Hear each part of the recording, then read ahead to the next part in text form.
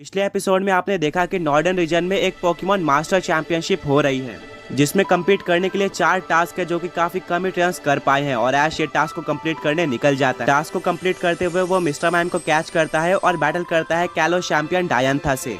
तो क्या वो डायंथा को हरा पाएगा, जानने के लिए इस एपिसोड को एंड तक जरूर देखें।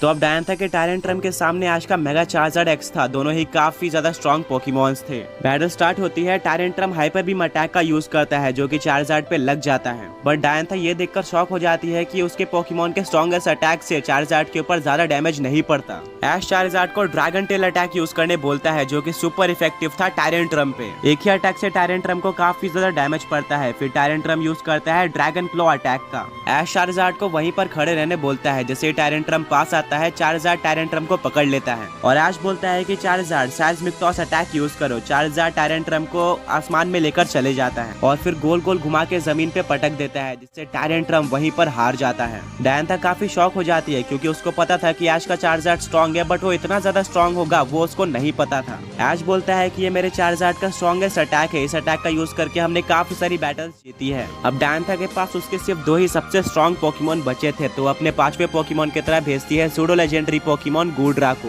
अगेन एक ड्रैगन टाइप पोकेमॉन गूड्रा यूज करती है रेन डांस का जिससे बारिश होने लगती है। इससे चार्जर्ड को डैमेज पड़ता रहेगा। चार्जर्ड यूज करता है ड्रैगन टेल अटैक का जिसको गूड्रा डॉज कर लेती है और यूज करती है ड्रैगन पल्स अटैक का जिसका चार्जर्ड पे डैमेज पड़ता है। ऐश अपने चार्जर्ड को बोलता है कि चलो इस बैटल को यहीं पे खत्म करते हैं और seismic टॉस यूज करने बोलता है। बट इस बार गूड्रा तैयार थी और उस अटैक को डॉज करके चार्जर्ड पे एक्वा टेल का यूज कर देती है। अब ऐश अपने चार्जर्ड को ड्रैगन ब्रेथ अटैक का यूज करने बोलता है जो कि गूड्रा पे लग जाता है और गूड्रा को काफी डैमेज पड़ता है। चार्जर्ड को लगातार रेन डांस अटैक से डैमेज पड़ रहा था। ऐश अपने चार्जर्ड को फ्लेम थ्रोअर यूज करने बोलता है बट गूड्रा प्रोटेक्ट का यूज करके उसको डॉज कर लेती है। तभी ऐश का चार्जर्ड पीछे आकर सबमिशन अटैक यूज कर देता है जिससे गूड्रा हार जाती है। ऐश बोलता है कि यह है मेरे चार्जर्ड की ट्रू पोटेंशियल। चार्जर्ड ने डायंथा के 3 पोकेमॉन यानी कि आधी टीम को हरा दिया था। अब डायंथा का फाइनल पोकेमॉन बचता है। सबको पता होता है कि वो कौन है। डायंथा भेजती है अपने गार्डीवॉर को और मेगा इवॉल्व कर देती है मेगा गार्डीवॉर में। ऐश चार्जर्ड को seismic टॉस यूज करने बोलता है पर गार्डीवॉर रिफ्लेक्ट का यूज करती है जिससे उस अटैक का डैमेज चार्जर्ड पर ही लग जाता है। फिर गार्डीवॉर यूज करती है मून ब्लास्ट अटैक का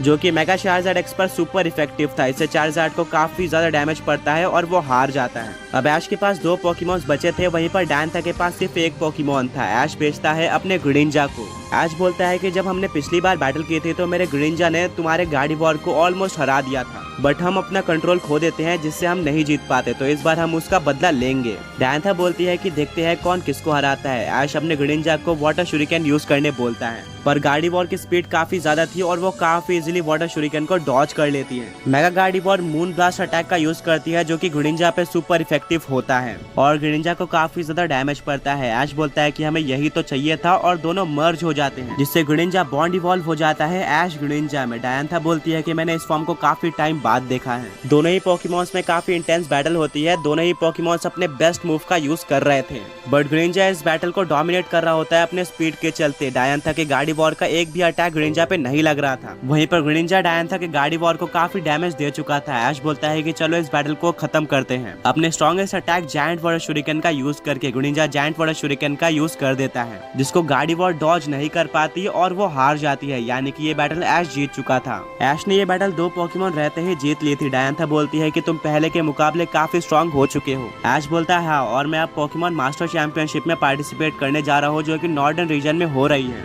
जिसके लिए मुझे 3 चैंपियंस हराने थे। मैंने पहले को हरा दिया है, अब मैं जा रहा हूँ जोटो रीजन में लैंस को हराने। डायंथा ऐश को गुड लक बोलती है और ऐश अपने जर्नी पे निकल जाता है। जर्नी करते करते वो यूनोवा रीजन में आ जाता है। तभी ऐश को प्रोफेसर ओक का कॉल आता है और वो बोलते हैं कि नैक्रिन सिटी में एक अननोन पोकेमॉन ने हमला कर दिया है और वो पोकेमॉन काफी ज्यादा स्ट्रॉन्ग है जो कि पूरे पोकेमॉन वर्ल्ड को डिस्ट्रॉय करने की पावर रखता है और क्योंकि तुम पोकेमॉन वर्ल्ड चैंपियन यानी कि पोकेमॉन वर्ल्ड के स्ट्रॉन्गेस्ट ट्रेनर हो तो उस पोकेमॉन को तुम्हें ही रोकना होगा। ऐश अपने चार्जर्ड को बाहर निकालता है और उस पर बैठ कर नैक्रिन सिटी पहुंच जाता है जहाँ पर एक काफी ज्यादा पावरफुल दिखने वाला पोकेमॉन पूरे नैक्रिन सिटी को डिस्ट्रॉय कर रहा होता है। ऐश को नैक्रीन सिटी में प्रोफेसर जूनिपर मिलते हैं, जिनसे वो इस पोकेमॉन के बारे में इन्फॉर्मेशन लेता है। प्रोफेसर जूनिपर बोलते हैं कि काफी टाइम पहले यूनोवा रीजन में काफी स्ट्रॉन्ग लेजेंडरी पोकेमॉन हुआ करता था, जो कि था ओरिजिनल ड्रैगन। ये फ्यूजन था 3 यूनोवा के लेजेंडरी पोकेमॉन ज़ैक्रोम, रेशराम और क्यूरेम का, पर तीनों का ही गोल अलग अलग था, जिसके चलते उनमें काफी झगड़ा भी हुआ करता था और वो एक दूसरे से ही फाइट करते रहते थे, जिसके चलते ओरिजिनल ड्रैगन, जो कि एक सिंगल पोकेमॉन था, आगे जाके 3 अलग अलग पोकेमॉन्स में बढ़ जाता है, जो कि होते हैं ज़ैक्रोम, रेशराम और क्यूरेम।